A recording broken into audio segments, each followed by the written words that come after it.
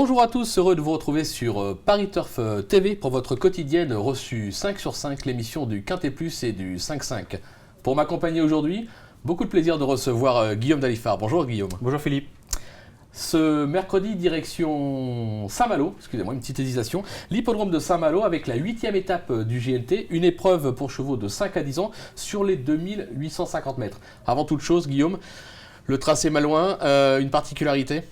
C'est une grande piste, sélective. Généralement, les bons chevaux parviennent à faire l'arrivée. D'accord, donc logiquement, des bases solides au départ de ce 5-5. S'il n'y a pas de contre-performance, ça doit faire 1, 2, 3. J'irai pas jusque-là. Ah bah si, soyons fous. Soyons optimistes. Allez, soyons optimistes. Justement, on parlait des bases. Je vous demandais de faire un petit rappel de votre sélection tout de suite.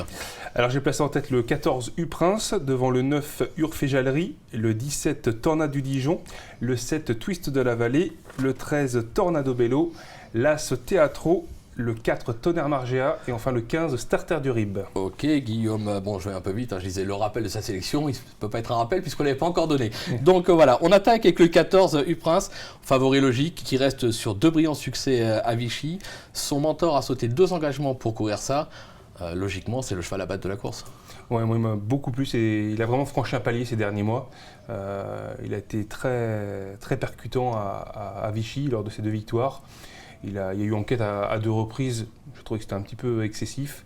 Moi, franchement, il m'a vraiment plu. Il avait très bien couru auparavant dans le prix de New York. Il était 2e de Napoléon Barre.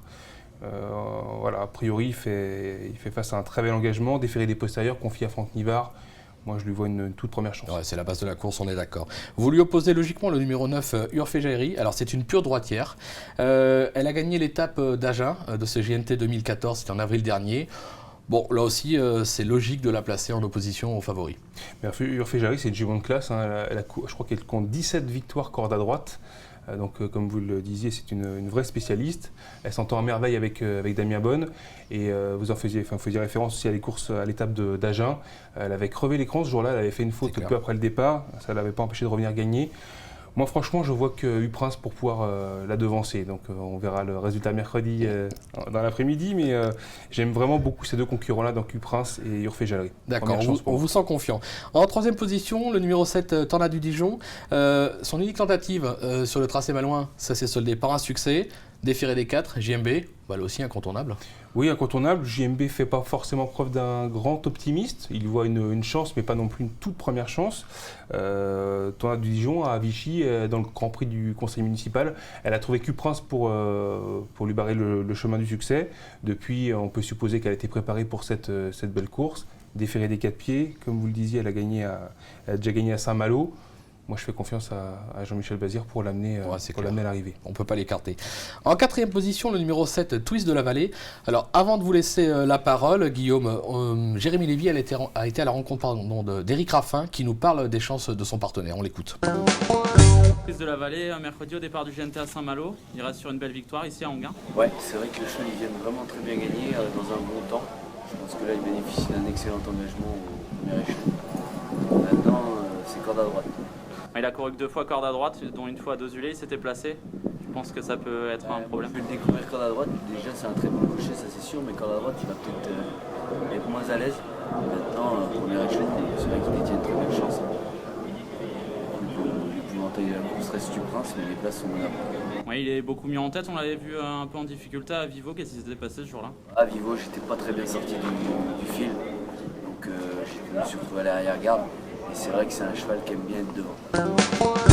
Bon, on l'aura compris, c'est pas la grosse confiance dans le clan d'Éric Raffin. Maintenant, lui, il la découvre à droite. Elle a déjà bien fait à droite, il ne devrait pas y avoir trop de problèmes. C'est une question de départ. Si le cheval se place bien tout de suite, logiquement, ça peut tout à fait conclure à l'arrivée. Bah oui, autant il avait été décevant dans l'étape du GNT de Marseille-Vivo, autant il s'est totalement réhabilité 15 jours plus tard à Anguin.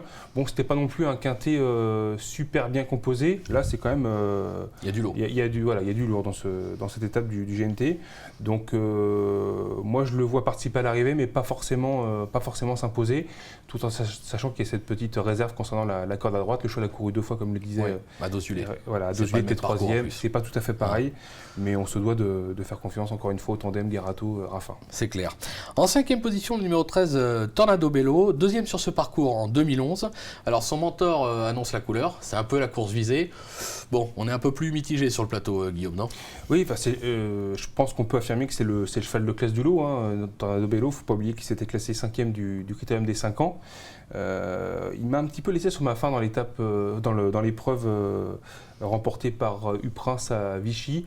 C'est vrai qu'il était resté un petit peu là dans la ligne droite, devant se contenter de la 4e place. Bon, la dernière fois, c'était bien en gain, mais il n'a pas non plus fait la course. Oui. Il s'est contenté de laisser glisser pour finir 6e. Je ne sais pas si c'est le meilleur Tornado Bello auquel on a affaire en ce moment. Toujours est-il qu'on est obligé de lui accorder crédit dans cette on ne peut pas l'écarter épreuve. totalement. Bon, moi je ne le vois pas forcément gagner. Plus une place. Mais on se doit de lui faire confiance quand même. D'accord. On va pas s'arrêter là, Guillaume, puisque je sais que vous avez un petit coup de poker dans la course. Vous l'aimez bien, le numéro 15, Starter du RIP. Qu'est-ce que vous pouvez nous en dire? Je l'ai glissé en toute dernière position de ma sélection, mais c'est vrai que j'aime beaucoup sa candidature.